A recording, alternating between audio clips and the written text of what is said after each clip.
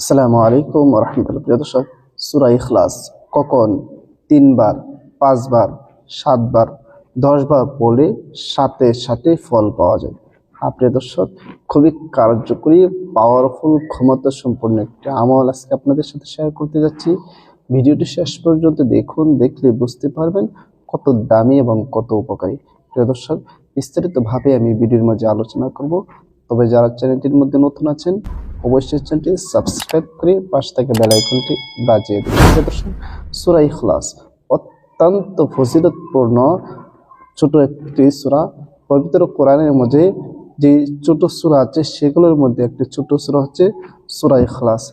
যদিও সূরাটি ছোট, কিন্তু এটার পাওয়ার, এটার কার্যকারিতা, এটার ক্ষমতা অনেক বেশি। এই জন্য ছোট মনে করে এটাকে অবহেলা করা যে ছোট সূরা, এটা কি হবে, না, এটার অনেক ফজিলত, অনেক পাওয়ার। হাদিসের মধ্যে এসেছে, যে ব্যক্তি সূরা ইখলাস একবার পাঠ করে আল্লাহ পাক রব্বুল আলামিন ওই ব্যক্তির আমলনামার মধ্যে 10 পারা কোরআন পড়লে সেই সব দান করবে। সুবহানাল্লাহ। এরপরে যে ব্যক্তি বেশি বেশি করে সূরা ইখলাস পাঠ করবে ওই ব্যক্তিকে সূরা ইখলাস একবারে জান্নাত পর্যন্ত পৌঁছে দিবে। এরপর যে ব্যক্তি সূরা ইখলাসকে মহব্বত করে পাঠ করবে বেশি বেশি করে, আল্লাহ তাআলা ওই ব্যক্তিকে মহব্বত করবে।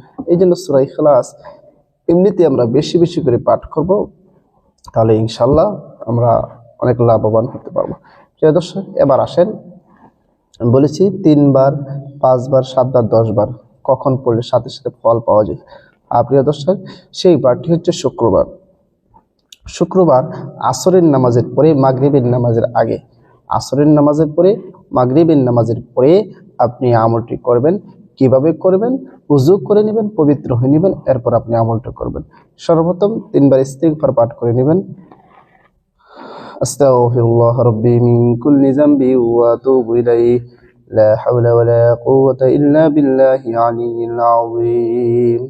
3 বার ইস্তিগফার পড়া যখন শেষ হয়ে যাবে, এরপর 3 বার নবীর মহব্বত অন্তরে নিয়ে যে কোনো দরুদ শরীফ পড়েন, 3 বার পড়ে নেবেন। আমি দরুদ ইব্রাহিম পড়তেছি, যে দরুদ শরীফ আমরা নামাজের মধ্যে পড়ে থাকি। আল্লাহুম্মা সাল্লি আলা মুহাম্মাদি ওয়া আলা আলি মুহাম্মাদ কামা সাল্লাইতা আলা ইব্রাহিম ওয়া আলা আলি ইব্রাহিম ইন্নাকা হামিদুম মাজিদ। আল্লাহুম্মা বারিক আলা মুহাম্মাদি ওয়া আলা আলি মুহাম্মাদ কামা বারাকতা আলা ইব্রাহিম ওয়া আলা আলি ইব্রাহিম ইন্নাকা হামিদুম মাজিদ। এরকম ভাবে 3 বার ইস্তিগফার এবং 3 বার দরুদ শরীফ পড়া যখন শেষ হয়ে যাবে, এরপর আপনি পড়বেন আউযু বিল্লাহি মিনাশ শাইতানির রাজীম, বিসমিল্লাহির রহমানির রহিম, কুল হুয়াল্লাহু আহাদ, আল্লাহুস সামাদ, লাম ইয়ালিদ ওয়া লাম ইউলাদ ওয়া লাম ইয়াকুল লাহু কুফুয়ান আহাদ। এরকম ভাবে আপনি 3 বার, 5 বার, 7 বার বা 10 বার পড়বেন। পড়ার শেষে আবার যে কোনো দরুদ শরীফ পড়েন 3 বার পড়িবেন, সাল্লাল্লাহু আলাইহি ওয়াসাল্লাম, সাল্লাল্লাহু আলাইহি ওয়াসাল্লাম, সাল্লাল্লাহু আলাইহি ওয়াসাল্লাম। আপনার আমল করা শেষ।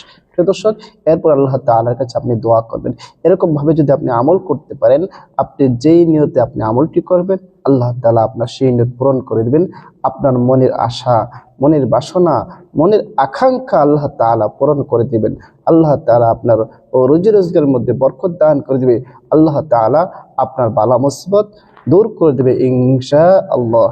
প্রিয় দর্শক, আল্লাহর পর পূর্ণ আস্থা রেখে যদি আসরের নামাজের পরে শুক্রবার এই আমলটি করতে পারেন, অবশ্যই ফলাফল পাবেন। প্রিয় দর্শক, ভিডিওটা বেশি করে শেয়ার করে দিবেন, যেটা সবাই শিখে রাখতে পারে ও সবাই আমল করতে পারে। সবাইকে অসংখ্য ধন্যবাদ। আসসালামু আলাইকুম ওয়া রাহমাতুল্লাহ।